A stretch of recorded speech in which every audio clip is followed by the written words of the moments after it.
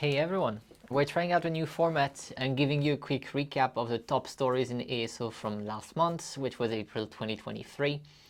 So for today, I'm going to be talking about upcoming policies announced by Google Play, a change around Apple's in-app purchases pricing, an alert we got from the community around ANRs, and then two broader topics with Meta and Google finally embracing SKAdNetwork, as well as changes that could come to ASO and monetization after the Epic Games versus Apple trial. Number one, Google Play announced some changes to their policies, specifically new policies against deceptive behaviors and tactics. This will take effect as of the end of May 2023, so it's very rapid effect here. And there's three different items that are being targeted: ads, metadata, and reviews. So for ads, it's specifically Google taking a stand, or allegedly taking a stand, against deceptive or sexually explicit ads. For metadata, Google is actually being quite broad in going after misleading, improperly formatted, non-descriptive, irrelevant, excessive, or inappropriate metadata. So that's very vague, but we know that what they're saying is that they want metadata to not be misleading as a whole. They're also saying things like using emojis or repeating special characters or even all caps should be forbidden unless it's part of your brand. They finally made a mention that developers must provide a clear and well-written description of their app, as well as not use unattributed or anonymous user testimonials in the app's description. So check your long descriptions when you update them to avoid these items, otherwise your releases may get blocked. Finally, regarding ratings and reviews, Google is restating the risk of having your app banned if you engage in fraudulent or incentivized reviews and ratings and similar practices. So here it's uncertain how much will be done in the end, but three different items that Google is calling out and saying it could take sanctions.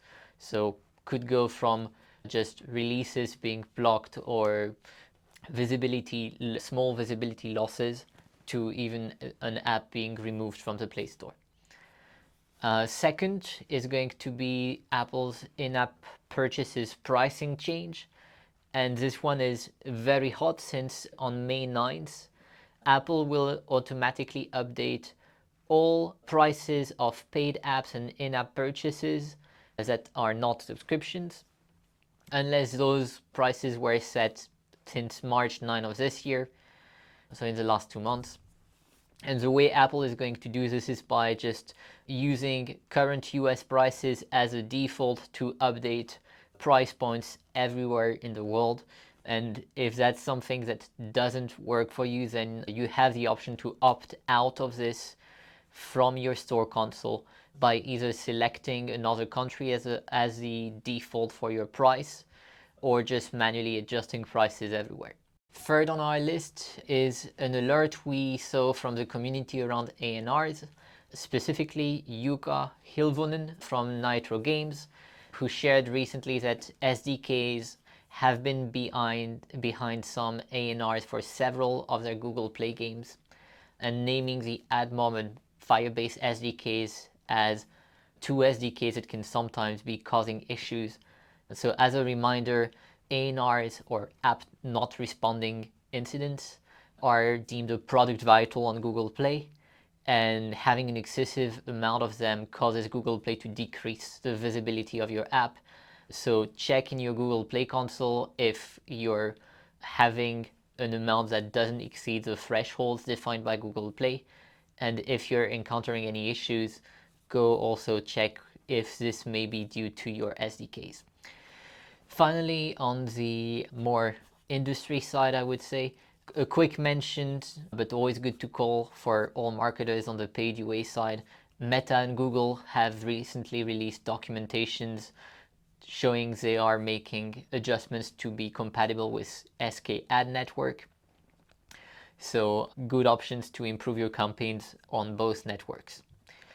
And last but not least, in my opinion, we had the end of the appeal trial between Epic Games and Apple in the US.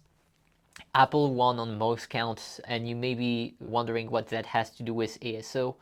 The answer is just that the one count where Apple lost is that it will now have to allow developers to lead users outside the App Store, outside their apps as well, and being able to go on the web to make purchases, which means that monetization and ASO could evolve in coming months. And for instance, you could have more app developers displaying a message along the lines of purchase on web and get 30% off on their paywalls to kind of get people to go to the web for the purpose of purchasing different items and avoiding the 30% commission taken by Apple.